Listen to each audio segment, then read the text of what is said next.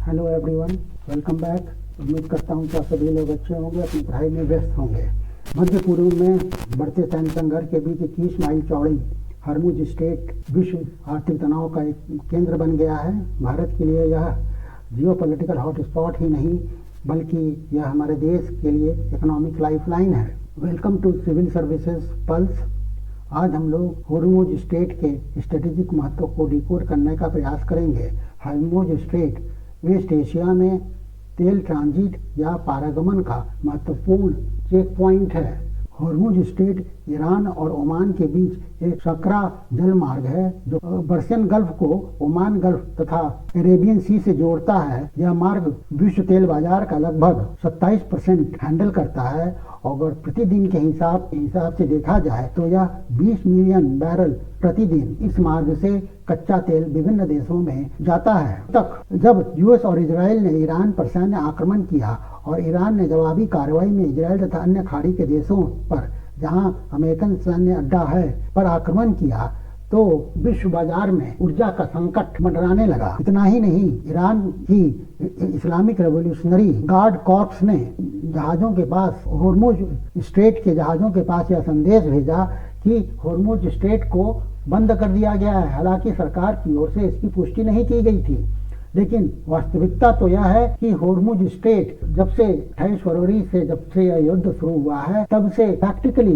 यह इस रूट को पूरी तरह से ब्लॉक कर दिया गया है, जिसके चलते बहुत सी ट्रेडिंग हाउसेज, इंश्योरेंस कंपनीज तथा जहाज ने इस मार्ग को सस्पेंड कर दिया है और सैकड़ों टैंकर्स ने पर्शियन गल्फ में लंगर डाल दिया है। इस वजह से पूरे विश्व में ऊर्जा का संकट न केवल मंडरा रहा है बल्कि आने वाले दिनों में यह भयावह भी हो सकता है। भारत सहित ग्लोबल एनर्जी मार्केट पर इसका विपरीत प्रभाव पड़ना तय है। अब हम लोग भारत में जो सप्लाई की स्थिति है उसके ऊपर एक नजर डालेंगे। भारत के ऊपर हरमुज स्ट्रेट का जो ब्लॉकेड किया गया है उसका प्रभाव बहुत ज्यादा पड़ेगा यदि हम इसकी तुलना पश्चिमी देशों खास करके यूनाइटेड स्टेट्स ऑफ अमेरिका से करें। भारत अपने कच्चे तेल की आवश्यकता का 88 से 89% आयात करता है और उसका लगभग 50% हरमुज स्ट्रेट के माध्यम से आता है। यदि हम प्रतिदिन के हिसाब से अगर की बात करें तो भारत 2.6 मिलियन बैरल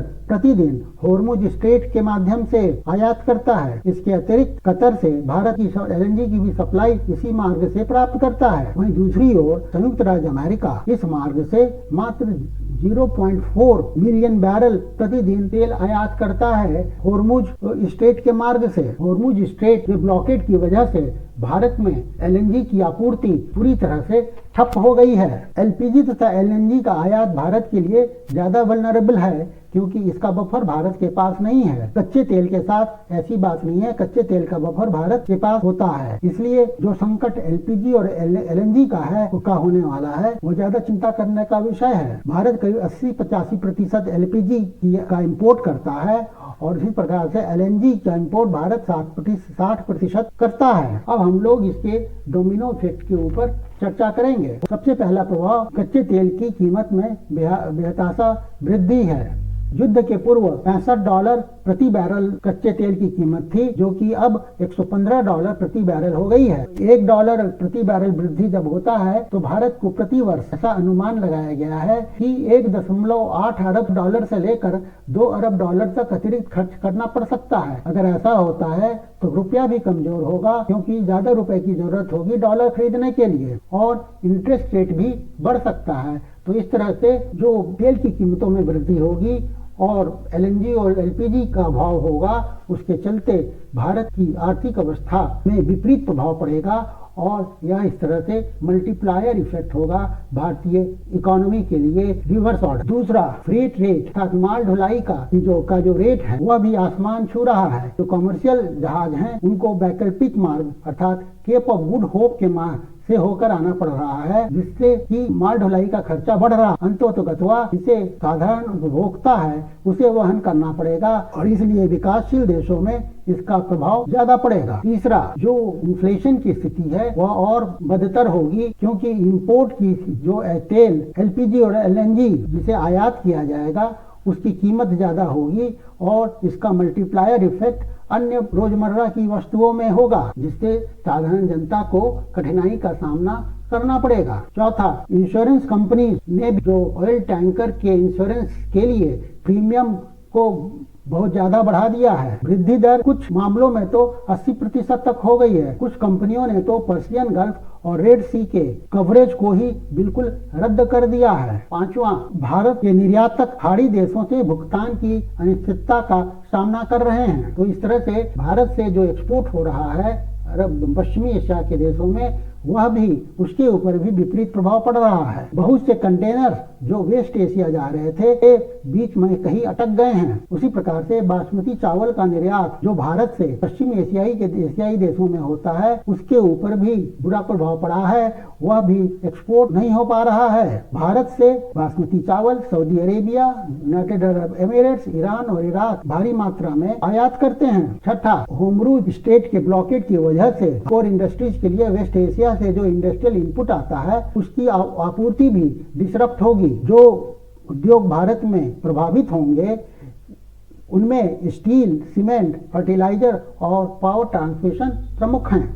इस तरह से भारत की औद्योगिक विकास के ऊपर भी विपरीत प्रभाव पड़ेगा। और अंत में भारतीय लोग जो पश्चिमी एशियाई देशों में रह रहे हैं, अर्थात भारत के इंडियन डायस्पोरा जो वहाँ है, उनकी ओर से जो भारत में फॉरेन एक्सचेंज प्रत्येक वर्ष रिमिटेंसेस के रूप में आता है, वह $40 मिलियन के करीब होता है और यह भारत के कुल फॉरेन रिमिटेंसेस का 55% होता है। यूएस, इजराइल और ईरान के युद्ध के कारण पैदा हुआ है।